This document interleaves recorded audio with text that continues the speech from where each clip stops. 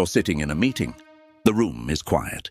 The project is stalled. Nobody wants to speak first because nobody has the perfect answer. Then, a guy in a slightly too tight blazer leans forward. He doesn't have the data. He doesn't have the solution. But he speaks with absolute certainty. He says, "We're overcomplicating this. Here's what we're going to do." And everyone nods. They relax. They agree. And you're sitting there thinking, he has no idea what he's talking about. But it doesn't matter, because it worked. Welcome to the psychological architecture of fake confidence. We've been taught to believe that confidence is a result, that you need to know what you're doing, have the credentials, or possess some inherent trait before you're allowed to project certainty. But if you look at the mechanics of human interaction, specifically how our brains process threat, competence, and social hierarchy, you'll find a much messier, more interesting truth. Fake confidence isn't just a deception. It's a functional psychological tool, and understanding why it works requires us to look not at the person faking it, but at the person receiving it. Here's the first thing most people miss. When you encounter someone projecting confidence, your brain doesn't run a fact check. It runs a threat assessment. In evolutionary psychology, the brain is wired for survival speed, not analytical accuracy.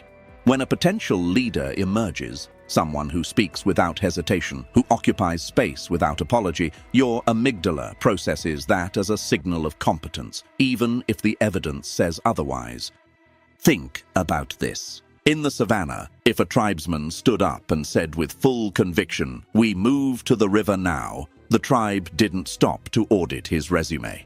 They moved, because hesitation in a group meant vulnerability to predators. The confident individual reduced the cognitive load for everyone else. We call this the signal of certainty bias. It's the cognitive shortcut where we substitute the feeling of confidence for the reality of competence. And it happens below the level of conscious thought. So, when that guy in the meeting bluffs his way through a strategy he just thought up 30 seconds ago, your brain isn't analyzing his logic. It's relaxing into the safety of someone else carrying the weight of decision-making. This brings us to the first psychological mechanism, the observer's compromise. There's a famous dynamic in social psychology called the illusion of transparency.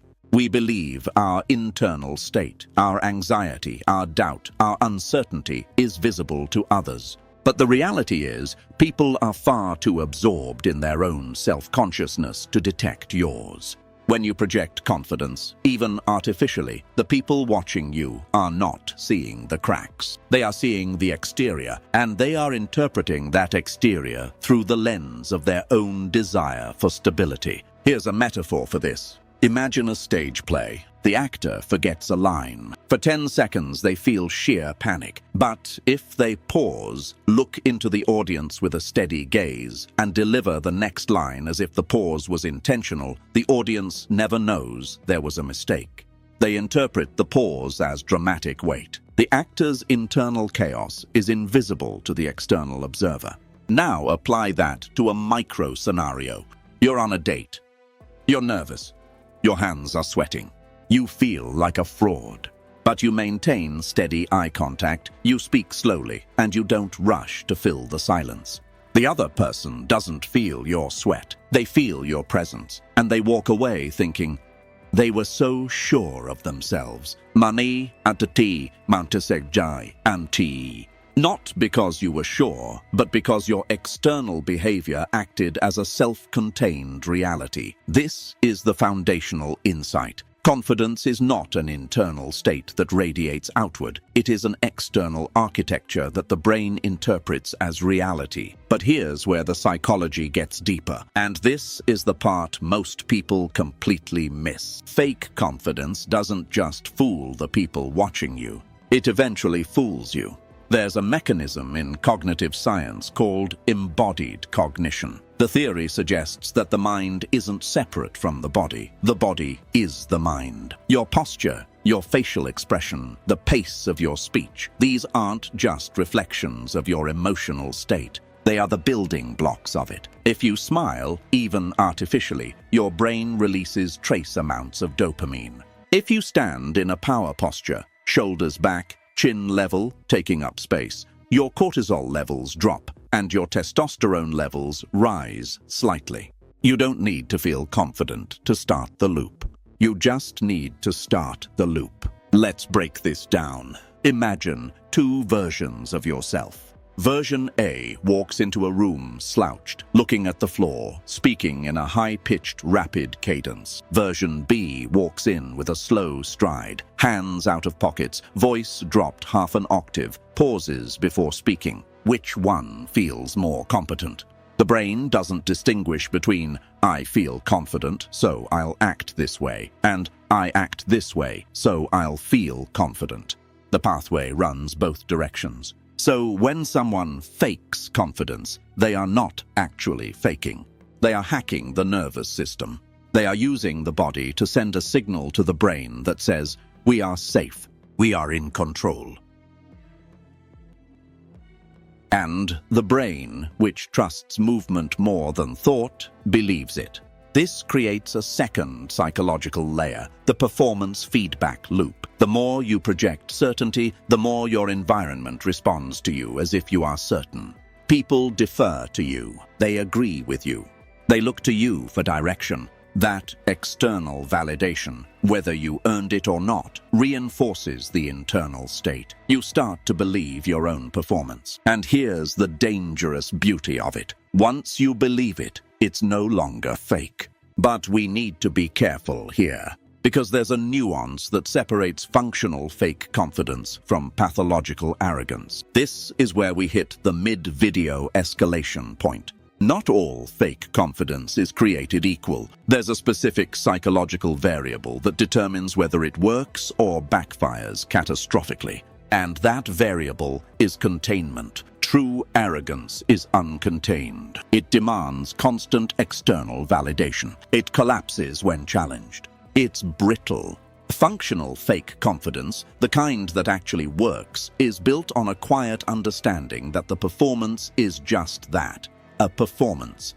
It's a tool, not an identity. Let's look at a micro scenario to illustrate this. Two people are asked a question they don't know the answer to.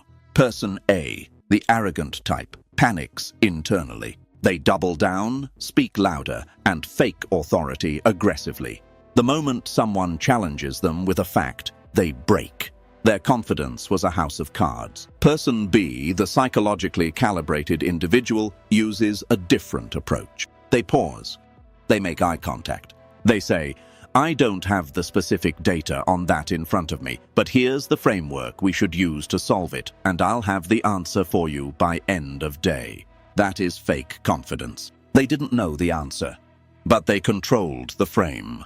They didn't pretend to have what they didn't have. They projected certainty about the process of finding it. And psychologically, this is more powerful than knowing the answer. Because here's the hidden layer most people never realize. The brain isn't actually looking for the right answer. It's looking for the next step. Certainty about the direction is more comforting than accuracy about the details. A confident wrong answer delivered with poise often holds more social weight than a hesitant correct one. This isn't a flaw in society, it's a survival mechanism. In ambiguous situations, action, even imperfect action, is better than paralysis. Now, this leads us to the paradox at the heart of this entire phenomenon. If fake confidence works, why doesn't everyone just do it? Why do so many people remain trapped in imposter syndrome, watching the less qualified pass them by? The answer lies in a cognitive distortion called the competence trap. Highly competent individuals often suffer from what psychologist David Dunning of the Dunning-Kruger effect observed. The more you know, the more you are aware of how much you don't know. Your expertise makes you hesitant.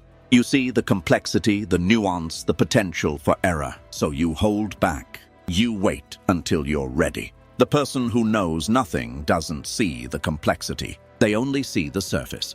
So they charge forward with 100% conviction, unaware of the risks you are acutely aware of. And because the world rewards action and certainty, they move forward while you stay stuck in analysis. This is the brutal reality of status dynamics. Social hierarchies are not meritocracies. They are performance-based ecosystems. The person who seems competent often acquires the position that allows them to become competent. The faking comes first. The actual skill comes second, after the resources, the title, and the social proof have been granted. But let's bring this back to a grounded, ethical place, because the goal here isn't to encourage deception. The goal is to dismantle the myth that you have to be someone before you can act like someone. Consider the metaphor of the key. A locksmith doesn't look at a lock and wait until he feels like he can open it. He picks up a key. He tries it. He doesn't know if it will work, but he acts as if it will. He moves with intention, and sometimes the key opens the lock. Other times it doesn't. But the act of trying, the projection of intent, is what generates the outcome. Waiting to feel ready is the death of action. So, what does this mean for you? It means the feeling of confidence is an output, not an input. You don't find it inside yourself and then act. You act, and the feeling follows. The brain cannot distinguish between a performance born of authentic self-assurance and a performance born of sheer will. The neurons fire the same way. The hormones shift the same way. The social response is the same. The only difference is the narrative you tell yourself afterward. Here's something worth sitting with.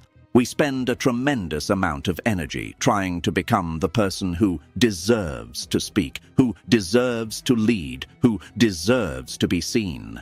But the psychological evidence suggests the order is reversed. You do the thing, and the identity catches up. You speak before you're ready, and the authority arrives mid-sentence. You act before you feel secure, and the security arrives as a byproduct of action. So the real question isn't whether fake confidence works. The question is, what are you waiting for that you could start acting on today? And if the only thing standing between you and that version of yourself is a performance you're afraid to give, then the performance was never the problem. The fear of giving it was. Close your eyes and think about the last time you hesitated. The last time you knew the answer but waited for someone else to say it. The last time you shrank in a moment where the space was yours for the taking. Was the barrier reality? Or was the barrier simply the assumption that you weren't allowed to act until you felt like you had already arrived?